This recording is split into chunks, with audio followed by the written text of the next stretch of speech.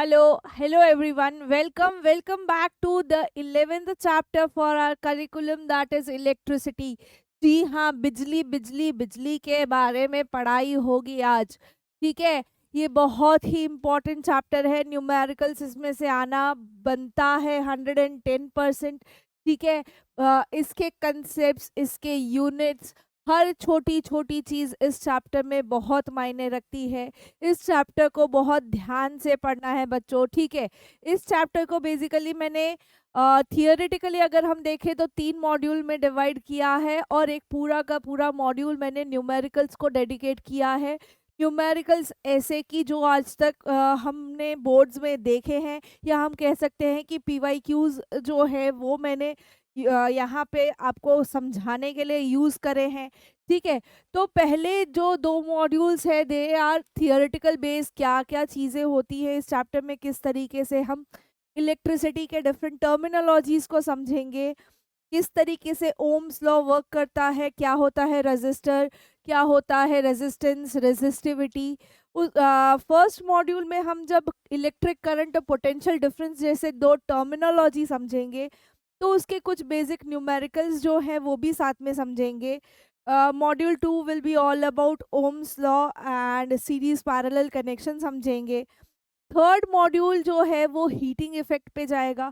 Current की जो heating effect है उसको हम समझेंगे थर्ड मॉड्यूल में। वहाँ पे भी थोड़े बहुत थियोरेटिकल और न्यूमेरिकल क्वेश्चंस करेंगे पावर रिलेटेड। और हमारा जो फाइनल मॉड्यूल होगा that will be about completely about numericals. इस चैप्टर से हर तरीके के जो सीरीज पैरेलल कॉम्बिनेशन में जो न्यूमेरिकल्स पूछे जाते हैं वो सारे हमने उस मॉड्यूल में इंक्लूड करे हैं। तो let's begin with the first module. सबसे पहले मॉड्यूल में हम समझते हैं कि इलेक्ट्रिक करंट होता क्या है। बच्चों, करंट हम क्या समझते हैं? करंट यानी जस्ट फ्लो। ठीक है, फिर वो हवा का बहना हो या पानी का बहना हो। ठीक है, हम ओशन करंट्स की बात करते हैं, ठीक है, विंड करंट्स की बात करते हैं। तो बेसिकली करंट हम क्या कहते हैं? Current means when the thing is flowing, कुछ बहता हो तब हम उसे फ्लो कहते हैं। तो जब इलेक्ट्रिक करंट की हम बात करते हैं, यहाँ पे अगर हम बात करें तो वाटर जब फ्लो करता है तो वाटर करंट कहते हैं। ठीक है, और विंड फ्लो होती है तो विंड करंट कहते हैं। ठीक है, कुछ इस तरीके से आपको हवा की आवाज आती है। ठीक है, बट जब हम इलेक्ट्रिक करंट बोल रहे हैं, when we are talking about electric current, यहाँ पे जो इलेक्ट्रॉन्स हैं, किसके इलेक्ट्रॉन्स भाई? जो इलेक्ट्रिसिटी कंडक्ट कर रहे हैं, यानी कि कंडक्टर्स के इलेक्ट्रॉन्स जो हैं वो जब फ्लो करेंगे तब हम कहेंगे कि इलेक्ट्रिक करंट पास हुआ है। ठीक है, कंडक्टर्स कौन होते हैं? The one which allows electricity to pass through them. Conductors के अलावा दूसरे कौन से होते हैं? इंसुलेटर्स होते हैं, which does not allow electricity to pass through them. यानी इंसुलेटर्स में इलेक्ट्रॉन्स मूव नहीं करेंगे बट कंडक्टर्स में मूव करेंगे, फ्लो करेंगे। अभी अदर टर्म्स में हम इलेक्ट्रिक करंट को कैसे समझा सकते हैं? It is the amount of charge flowing through a particular cross sectional area. एक एरिया में से पर्टिकुलर अमाउंट ऑफ चार्ज जब पास होता है for a unit time, 1 second 1 minute के लिए, तब हम उसे इलेक्ट्रिक करंट कहते हैं। समझो ये मेरा वायर का क्रॉस सेक्शन है। ठीक है, ये मेरा कंडक्टर है।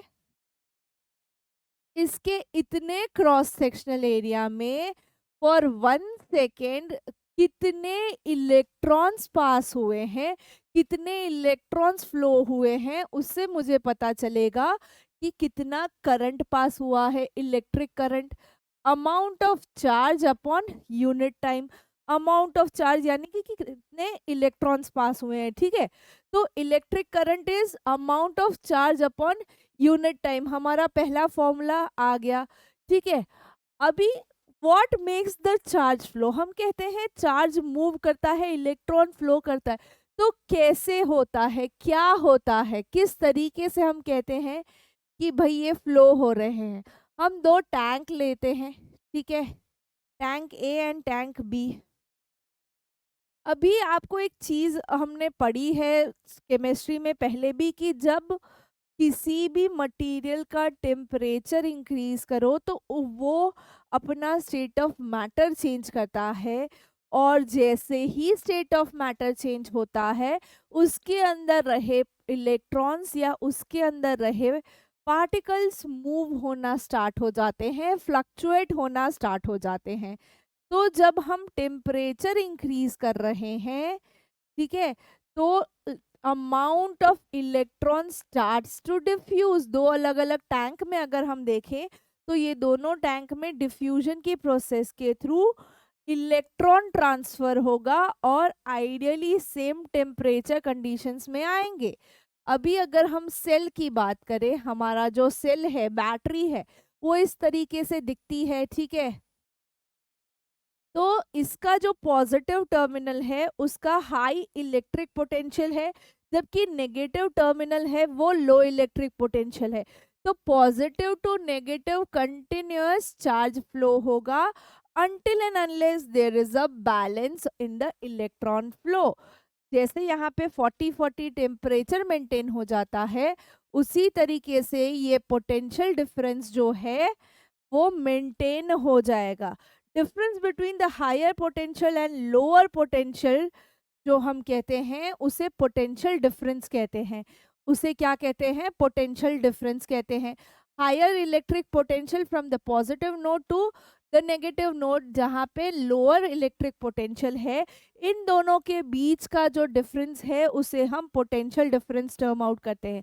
एक चीज हमने समझी, करंट, इलेक्ट्रिक करंट, दूसरा है पोटेंशियल डिफरेंस, ठीक है। Potential difference is defined as the difference in the electric potential from the higher node to a lower node in a cell, ठीक है। तो the function of cell is to create this potential difference। Cell का काम क्या है, battery का काम क्या है कि ये पोटेंशियल डिफरेंस बनाना। क्यों पोटेंशियल डिफरेंस बनाना जरूरी है समझेंगे हम, ठीक है। अभी जो फ्री इलेक्ट्रॉन्स है मेरे, जो मेरे फ्री इलेक्ट्रॉन्स हैं, न्यूक्लियस में प्रोटॉन एंड न्यूट्रॉन्स प्रेजेंट होते हैं। हमारे इलेक्ट्रॉन्स जो हैं वो ऑर्बिट में इस तरीके से मूव करते रहते हैं according to Bohr atomic model, ठीक है। तो वो इस तरीके से मूव करते रहते हैं, ठीक है। अभी जब मैं यहाँ पे ये nucleus and the outermost shell वाले जो इलेक्ट्रॉन हैं उनके बीच का जो फोर्स है that is called force of attraction. इनके बीच का जो फोर्स ऑफ अट्रैक्शन है इसे हम इलेक्ट्रोस्टैटिक फोर्स ऑफ अट्रैक्शन कहते हैं, बिकॉज इलेक्ट्रॉन का वो रिलेशन है इनके साथ, ठीक है। तो ये जो इलेक्ट्रोस्टैटिक फोर्स है, ये नॉन मेटल जो है मेरे, नॉन मेटल में नंबर ऑफ इलेक्ट्रॉन्स जो है आउटर मोस्ट शेल में ज़्यादा होते हैं एज कंपेयर टू मेटल्स, ठीक है। अगर हम नॉन मेटल्स का केस देखें तो कार्बन ले लो, नाइट्रोजन ले लो, फॉस्फोरस ले लो, सिलिकॉन ले लो, इनके आउटर मोस्ट शेल में बहुत सारे इलेक्ट्रॉन्स होते हैं, ठीक है, as compare to sodium, magnesium, ठीक है। तो जब ये 5 6 7 इलेक्ट्रॉन्स आउटर मोस्ट शेल में होते हैं, क्लोरीन में 7 होते हैं, ठीक है। तो यहाँ पे क्या होता है ना कि ये जो इलेक्ट्रॉन्स हैं वो स्ट्रांगली बॉन्डेड रहते हैं, ये अपनी जगह से हिलते नहीं है, बीच में से इनको फोर्स बहुत अच्छा खासा मिल जाता है। कौन सा force? Electrostatic force of attraction. पर जब हम मेटल्स की बात करते हैं तो उनके आउटरमोस्ट शेल में हार्डली 1 2 या 3 इलेक्ट्रॉन्स होते हैं।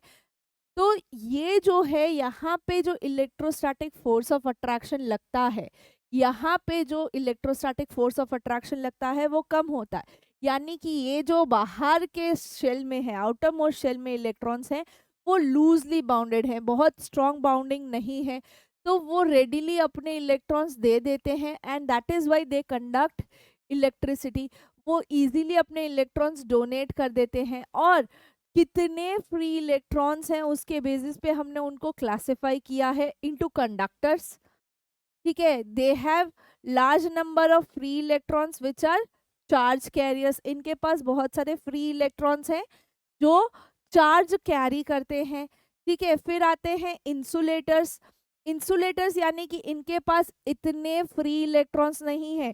फ्री इलेक्ट्रॉन्स किनके पास नहीं होंगे? जिनके पास इलेक्ट्रोस्टैटिक फोर्स ज़्यादा होगा, यानी 5, 6, 7 हमारे नॉन मेटल जो हैं वो इंसुलेटर्स में आते हैं। प्रैक्टिकली इनमें से इलेक्ट्रॉन्स को निकालना ईज़ी नहीं होता। और कुछ आते हैं सेमीकंडक्टर्स। सेमीकंडक्टर्स यानी कि इनके पास फ्री इलेक्ट्रॉन्स एक पर्टिकुलर रूम टेम्परेचर पे नहीं होते, बट हम जब टेम्परेचर इंक्रीज करते हैं, स्पेसिफिक कंडीशंस डेवलप करते हैं, तो they act as conductors. They act as conductors. इसमें हम सबसे इजी एग्जांपल सिलिकॉन का लेते हैं। Silicons act as semiconductors. ठीक है, जब सिलिकॉन मेटल जो है, एलिमेंट जो है, उसका टेम्परेचर इंक्रीज करो तो वो सेमीकंडक्टर स्टेट में आ जाता है। ठीक है, जो हमारे सिम कार्ड्स हैं वो सारे सेमीकंडक्टर से बने हुए। जहाँ पे भी आपको चिप सिस्टम दिखती है वहाँ पे हम बात करते हैं कि भाई ये सारे सेमी कंडक्टर्स हैं। आईसी, इंटीग्रेटेड सर्किट्स, जो भी सारे हमारे पैनल सर्किट्स बनते हैं, B it for smallest of the smallest remotes से लेके बड़े बड़े कंप्यूटर के सर्किट्स जो भी बनते हैं वो सिलिकॉन से बने होते हैं, सेमीकंडक्टर से बने होते हैं। कुछ क्वेश्चंस हैं जो देख लेते हैं हम। A substance which does not allow charge to pass through it easily is called as insulator. ठीक है, इंसुलेटर ऐसा है जो कि अपने अंदर से इजीली चार्ज पास नहीं होने देता। नेगेटिव टर्मिनल को हम हमेशा क्या कहते हैं? इंसुलेटर्स क्यों नहीं करते हैं अपने अंदर से इलेक्ट्रॉन पास? क्योंकि उनके पास फ्री इलेक्ट्रॉन्स नहीं होते, they do not have free electrons. ठीक है, सेकेंड क्वेश्चन हमारा ऐसा है कि नेगेटिव टर्मिनल, पॉजिटिव टर्मिनल को हम हायर इलेक्ट्रिक पोल कहते हैं, जबकि नेगेटिव टर्मिनल को हम लोअर इलेक्ट्रिक पोल कहते हैं। यहाँ पे हमारा पोटेंशियल कहते हैं, सॉरी, लोअर इलेक्ट्रिक पोटेंशियल कहते हैं। यहाँ पे हमारा लाइट वाला पोल नहीं आएगा। ठीक है, तो नेगेटिव टर्मिनल को हम लोअर इलेक्ट्रिक पोटेंशियल कहते हैं। ठीक है, यहाँ पे नेगेटिव चार्ज का कंसंट्रेशन ज़्यादा होता है। Clear?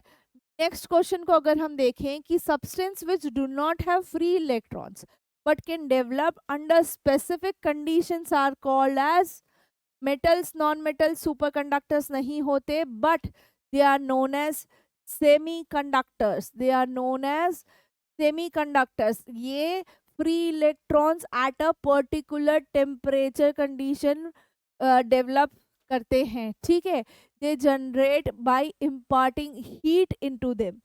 The function of the cell is to dash, to create difference, to create a drop, to develop free electrons, but नहीं to create a potential difference। हम क्या कहते हैं? हायर इलेक्ट्रिक पोटेंशियल और लोअर इलेक्ट्रिक पोटेंशियल के बीच का difference कौन पैदा करता है?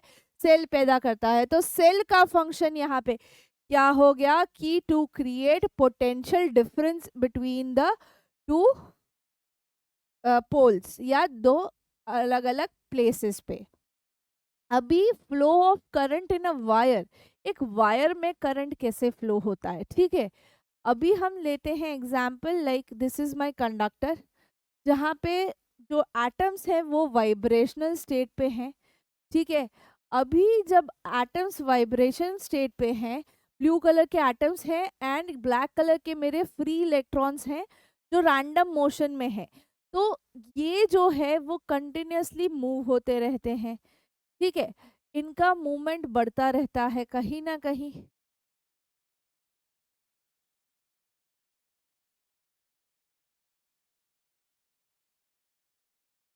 अगर हम इनका अरेंजमेंट देखें, तो जब हम इधर से करंट पास करते हैं, whenever we pass a current, तो एक्स्ट्रा फ्री इलेक्ट्रॉन्स मूव होंगे।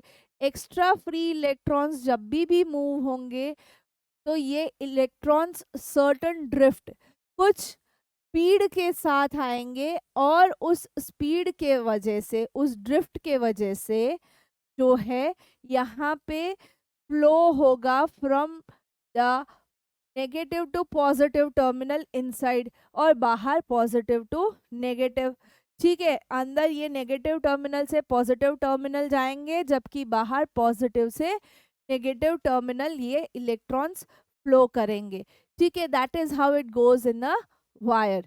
पोटेंशियल डिफरेंस की अगर हम बात करें तो हमने बोला potential difference higher electric potential और लोअर इलेक्ट्रिक पोटेंशियल का डिफरेंस है।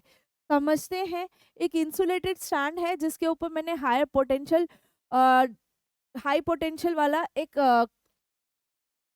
सब्सटेंस रखा है, जबकि दूसरा इंसुलेटेड स्टैंड मेरा बी है जहाँ पे लो पोटेंशियल है मेरा।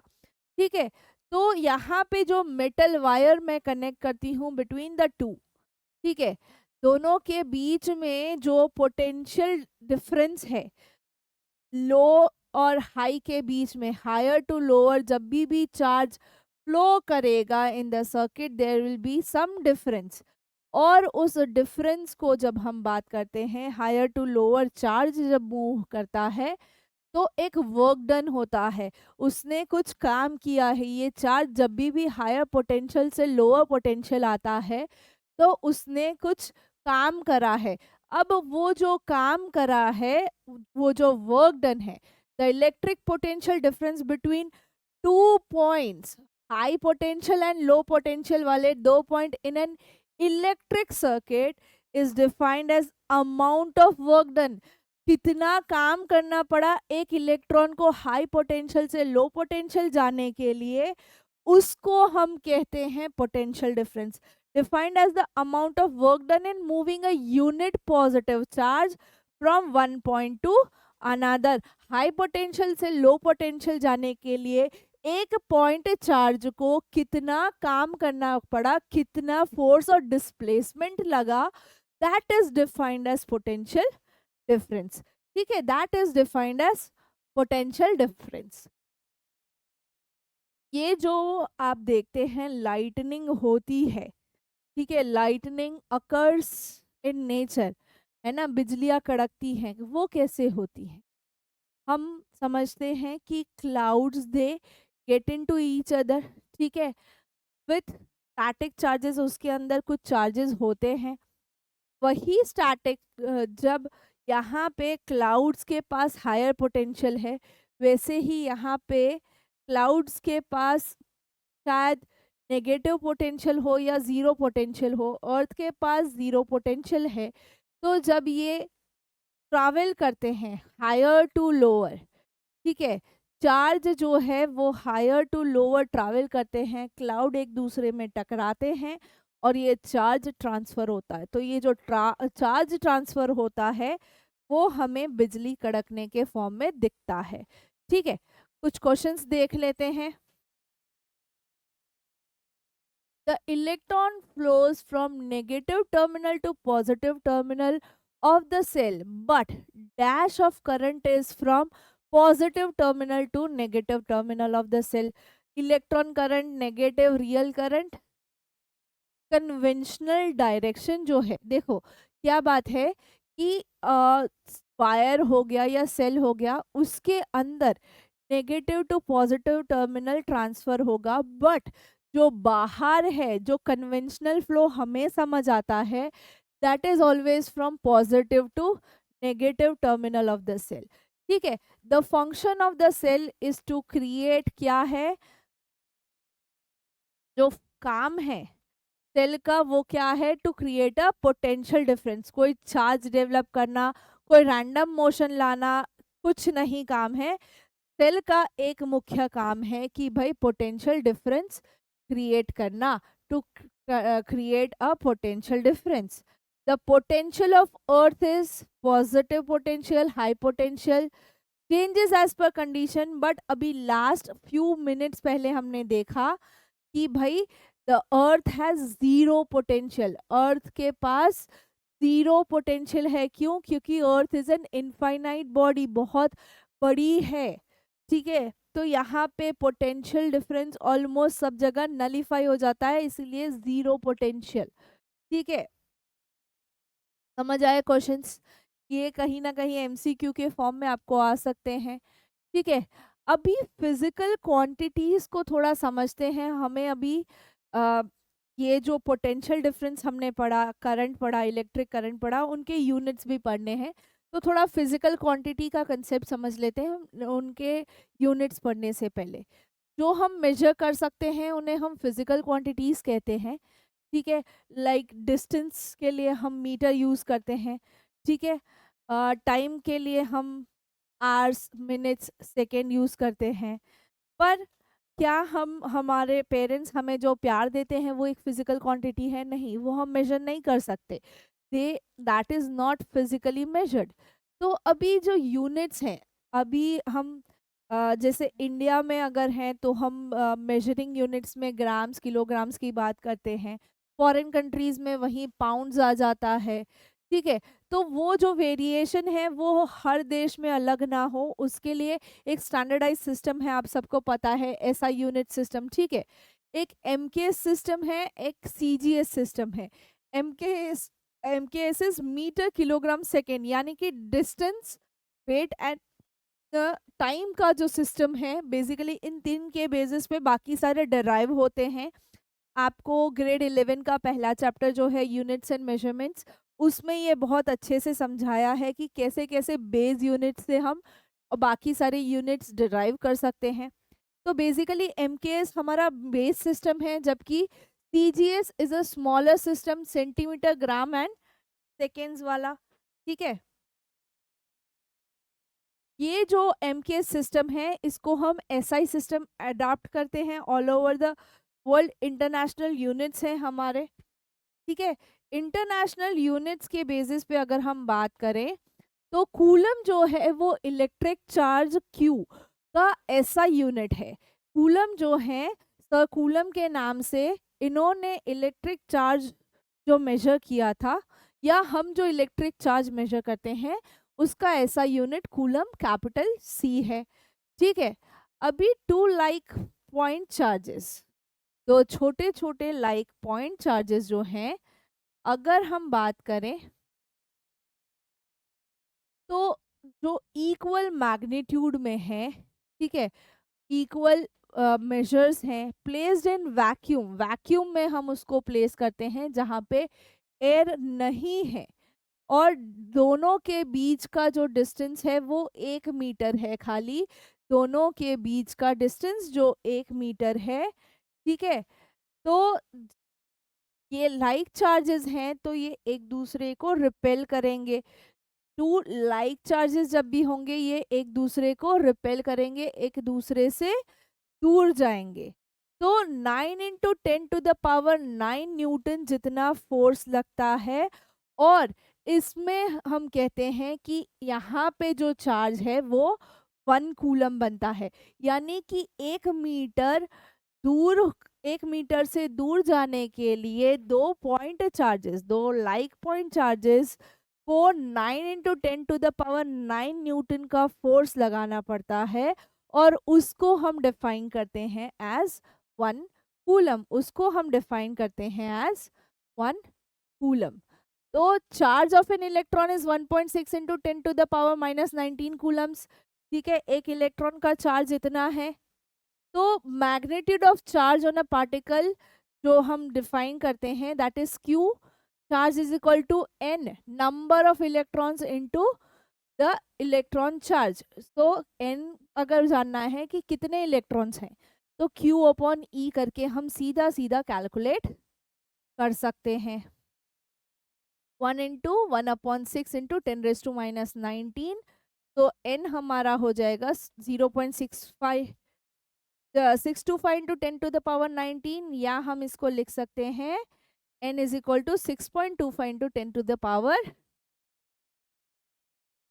ठीक है।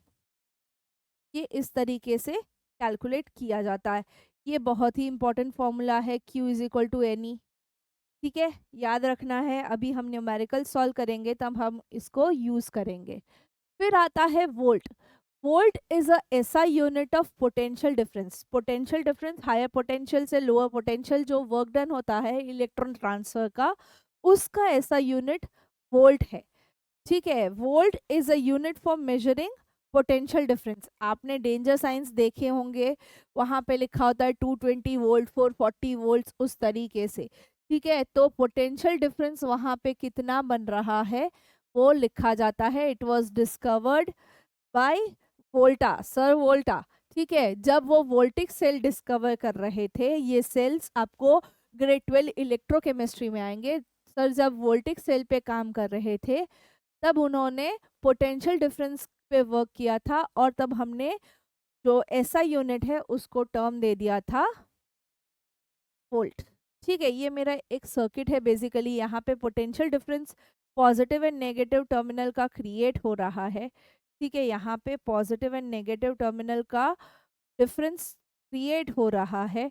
ठीक है, तो जो चार्ज यहाँ से फ्लो होगा, the amount of charge that will be flowing, वो कहीं ना कहीं हमारे पोटेंशियल डिफरेंस को हेल्प करेगा, पोटेंशियल डिफरेंस डेवलप करेगा। यानी कि यहाँ पे जब चार्ज फ्लो हो रहा है तो कुछ ना कुछ काम हो रहा है, कुछ ना कुछ वर्क डन हो रहा है। अभी ये जो वर्क डन है V is equal to work done upon Q, यानी कि charge. V is equal to volt is equal to work done upon Q, that is charge. Work done का यूनिट जूल एंड चार्ज का unit coulomb. ठीक है, so volt is 1 joule जितना work for moving 1 coulomb charge is 1 volt. हम क्या define करते हैं, 1 volt is the potential difference between the 2 points in a current carrying conductor when 1 joule of work is done to move a charge of 1 coulomb from 1 point to another. इधर से पूरा इधर 1 coulomb charge move करने के लिए जब 1 joule जितना work done होता है तब हम कहते हैं 1 volt of potential difference is being produced. ठीक है, 1V is equal to 1J upon 1C या 1J C इनवर्स। ठीक है, समझ आई बात। स्मॉलर यूनिट्स कुछ इस तरीके से 1 millivolt and 1 kilovolt। 1 millivolt is 10 to the power minus 3 volt, जबकि 1 kilovolt is 10 to the power 3 volt। ठीक है, and 1 megavolt is 10 to the power 6 volts। अभी आते हैं एम्पियर करंट के लिए। ऐसा यूनिट ऑफ इलेक्ट्रिक करंट जो सबसे पहली चीज पढ़ी थी हमने इस मॉड्यूल में, उसका ऐसा यूनिट एम्पियर। ठीक है, अभी जब हम देखते हैं कि भाई हमारे जो सेल्स होते हैं, हमारी जो बैटरीज होती है, उस पर लिखा होता है वो कितने पावर का है, कितना करंट का उसमें इलेक्ट्रिक करंट है। ठीक है, तो ये हेनरी मैरी एम्पियर सर ने फाइंड आउट किया था, वर्कआउट किया था। ठीक है, इलेक्ट्रिक करंट हम क्या कहते हैं कि भाई देखिए, जब भी charge from 1 positive terminal to negative terminal transfer होता है, इलेक्ट्रिक चार्ज मेरा Q जब पॉजिटिव हाई पोटेंशियल टर्मिनल से लो पोटेंशियल टर्मिनल जब भी ट्रांसफर होता है over a period of time T, over a period of time T। ठीक है, तो हम I को लेते हैं Q upon T। But current, electric current is amount of charge upon time. ठीक है, amount of charge, what is the electric charge that is being transferred for a particular time period, उसको हम electric current कहते हैं। Ampere charge के लिए again coulomb, time के लिए सेकेंड्स। तो एम्पियर को हम कहते हैं, 1 ampere is 1 coulomb per second. यानी कि अगर हम डिफाइन करें 1 एम्पियर को, तो 1 ampere is constituted by the flow of 1 coulomb of charge in 1 second। 1 second में अगर कितना 1 coulomb of charge, sorry 1 second में 1 coulomb of charge जब ट्रांसफर होता है, then we say that the electric current is 1 ampere। then we say that the electric current is 1 ampere। ठीक है, milli ampere 10⁻³ amperes हो जाएगा। ठीक है, 10⁻³ एम्पियर्स हो जाएगा। 1 मिली एम्पियर इज 10⁻³ एम्पियर। समझ आई बात। चलिए थोड़ा सा match the following with the units. पहले दोनों कॉलम्स देख लेते हैं। Electric current, electric charge, potential difference. यहाँ पे यूनिट्स में मेरे पास है joule, ampere, coulomb and volt. ठीक है, इलेक्ट्रिक करंट का जो ऐसा यूनिट है, ठीक है, वो है एम्पियर। इलेक्ट्रिक करंट का ऐसा यूनिट एम्पियर है। Electric charge Q, electric charge Q is given by the coulomb. तो इलेक्ट्रिक चार्ज का ऐसा यूनिट कूलम है। Potential difference is given by V, volt. ठीक है, तो पोटेंशियल डिफरेंस का SI unit क्या है, वोल्ट। तो देखिए, इलेक्ट्रिक करंट जो है वो एम्पियर में मेजर होता है, इलेक्ट्रिक चार्ज कूलम में मेजर होता है, पोटेंशियल डिफरेंस जो है वो वोल्ट में मेजर होता है। ये सारे ऐसा यूनिट्स आपको बेसिकली याद रखने हैं। जूल जो है वो हमारा वर्क डन के लिए है, joule is for how much work is done. ठीक है, चलिए थोड़े से न्यूमेरिकल्स एक पर्टिकुलर टाइप के, टाइप ए मैंने बेसिकली 4 या 5 टाइप कवर करे हैं इस चैप्टर के। Q is equal to I T formula use होने वाला, work done is volt into charge, Q is equal to any.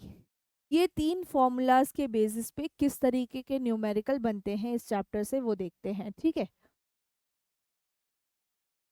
चलिए पहला question, a current of 0.5 ampere is drawn by a filament of an electric bulb for 10 minutes.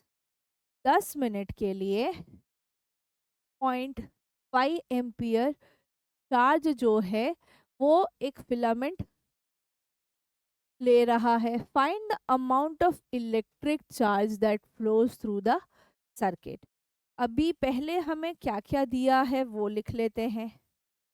हमें current दिया है, time दिया है, time हमें मिनट्स में दिया है जिसको हम सेकेंड्स में कन्वर्ट करेंगे, so it will be 600 seconds. Current is 0.5 ampere and time is 600 seconds. ठीक है, तो अभी हमें फाइंड क्या करना है, we have to find the amount of electric charge, यानी क्यू फाइंड करना है। क्यू कितना है फॉर दिस सर्किट वो समझना है। अभी यहाँ पे हम फॉर्मूला कौन सा यूज करेंगे, हमारे पास आई एन टी है। ठीक है, तो Q is equal to I T, current into the time. ठीक है, सीधा सीधा कैलकुलेशन वर्कआउट करते हैं, 0.5 इंटू 600। ठीक है, तो it is 300 coulomb which will be the amount of charge flowing through this circuit. इस सर्किट से 300 कूलम का चार्ज फ्लो हो रहा है। ठीक है, समझ आई बात। चलिए, how much work is done in, next question हमारा ऐसा है कि how much is the work done in moving a charge of magnitude 2 coulomb from a point at 118 volts to a point at 128 volt. दो अलग अलग point दे रखे हैं, charge दे रखा है, वर्क डन ढूंढना है। वर्क डन पहले जो गिवन है उसके बारे में देख लेते हैं, ढूंढना क्या है हमें, वर्क डन ढूंढना है। ठीक है, वर्क डन ढूंढना है। गिवन है चार्ज हमारा 2 कूलम, पोटेंशियल डिफरेंस 128 माइनस 118, तो सीधा सीधा 10 वोल्ट आ जाएगा। ठीक है, समझ में आई। फाइंड आउट क्या करना है, वर्क डन डब्ल्यू। डब्ल्यू का कैलकुलेशन के लिए फॉर्मूला, जब हमने पहले ही न्यूमेरिकल्स में 3 फॉर्मूला लिखे थे, तो उसमें एक फॉर्मूला ये भी था कि W is equal to V into Q. W is equal to V into Q, ये एक फॉर्मूला हमने लिखा था जब हमने न्यूमेरिकल्स की शुरुआत की थी। तो वही सीधा सीधा फॉर्मूला अप्लाई करते हैं। W is equals to V into Q. V की वैल्यू क्या है, हमारे पास 10 है एंड Q इज 2, तो वर्क डन सीधा सीधा हमारा 20 आ जाएगा, 20 जूल्स। ठीक है, वर्क डन हमेशा जूल में मेजर होता है, वर्क डन का यूनिट जूल है, इसीलिए यहाँ पे जो भी काम हुआ है 118 टू 128, ये 2 कूलम के चार्ज को मूव करने के लिए वो कितना काम हुआ है, 20 जूल जितना काम हुआ है, 20 जूल जितना काम हुआ है। ठीक है, चलिए मूव करते हैं नेक्स्ट क्वेश्चन पे।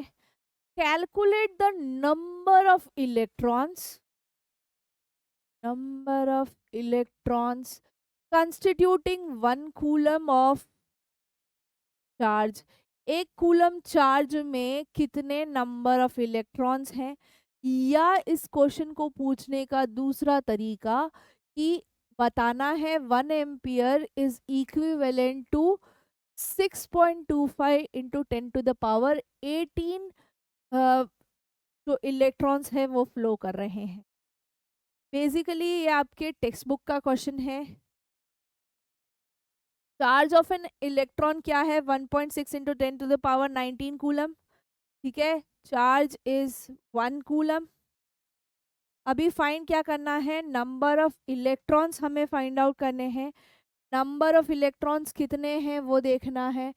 n इज इक्वल्स टू क्या होगा, फॉर्मूला क्या है हमारा, q is equal to n. अभी हमें यहाँ पे एंड n ढूंढना है, तो the formula will become as n is equals to q upon e. ठीक है, q मेरा 1 है और n मेरा e क्या है, 1.6 इंटू 10 टू द पावर 19 जो हो जाएगा 0.625 इंटू 10 टू द पावर 19, जिसको मैं डेसिमल रिप्लेस करूं आगे पीछे तो 6.25 इंटू 10 टू द पावर 18 हो जाएगा। ठीक है, तो number of electrons that is constituent in 1 coulomb of charges this much. ठीक है, हो गया फर्स्ट पार्ट। और सेकेंड पार्ट यही प्रूव करना था, तो हमने सीधा सीधा कर दिया। ठीक है, मूव करते हैं नेक्स्ट क्वेश्चन पे। चलिए, how much work is done in moving a charge of 2 coulomb across two points having a potential difference 12 volt. यहाँ पे सीधा सीधा हमें पोटेंशियल डिफरेंस दे दिया है 12 वोल्ट, और चार्ज जो है वो 2 कूलम। कैलकुलेट करना है W। ठीक है, कैलकुलेट करना है W। Charge is 2 coulomb, potential difference 12 volt का। फाइंड आउट करना है वर्क डन। वर्क डन कैसे फाइंड आउट करेंगे, सीधा सीधा V इंटू क्यू, सीधा सीधा V इंटू क्यू कैलकुलेट करना है। मल्टीप्लाई करना है हमें, सीधा सीधा 12 2 24 joule of work is done for moving a 2 coulomb charge at a potential difference of 12 volts. ठीक है, समझ आ रही है बात। इजी क्वेश्चंस हैं, इजी न्यूमेरिकल्स हैं, ये आपको 1 मार्कर्स में आ सकते हैं, या असर्शन रीजनिंग में दे सकते हैं, या केस बेस में वन ऑफ द क्वेश्चन हो सकता है। तो इसको ध्यान से समझो, बहुत इजी कंसेप्ट है, इतना कुछ डिफिकल्टी नहीं है इसमें। ठीक है, चलिए next question. How much energy is given to each coulomb of charge. Each coulomb of charge को कितनी एनर्जी चाहिए for a 6 volt battery. When it is passing through 6 volt of battery, उनको कितना एनर्जी चाहिए। बेसिकली वर्क डन पूछ रहे हैं यहाँ पे। 1 कूलम चार्ज है, पोटेंशियल डिफरेंस क्या है, 6 वोल्ट्स है। फाइंड क्या करना है, energy given by the battery, that is work done by the battery to move this 1 coulomb of charge. Again formula W is equal to V Q. V और Q की value substitute करेंगे, 6 into 1 is 6, तो work done is 6 joules. 6 joule जितना energy इस battery को चाहिए for moving a coulomb, each coulomb of charge in a 6 volt battery. ठीक है, एनर्जी कितनी चाहिए, 6 जूल जितनी चाहिए। क्लियर है। चलिए, how many electrons are flowing, number of electrons पूछा है per second past a point in a circuit in which there is a current of 5 ampere. 5 ampere मेरा करंट है, टाइम पीरियड पर सेकेंड दिया है। ठीक है, मुझे फाइंड करना है नंबर ऑफ इलेक्ट्रॉन्स। ठीक है, charge of electron is 1.6 into 10 to the power -19। N is equal to क्या होता है, बेसिकली क्यू होता है IT। ठीक है, क्यू होता है IT, क्यू फाइंड करेंगे। और दूसरा जो है वो है Q is equal to NE। तो ये Q पता चल जाएगा, तो N हम इजीली कैलकुलेट कर सकते हैं। पहले I इंटू टी करते हैं, I is 5 and T is 1, तो यहाँ पे Q क्या हो जाएगा, या हम सीधा सीधा दोनों को इक्वेट कर दे तो भी चलेगा।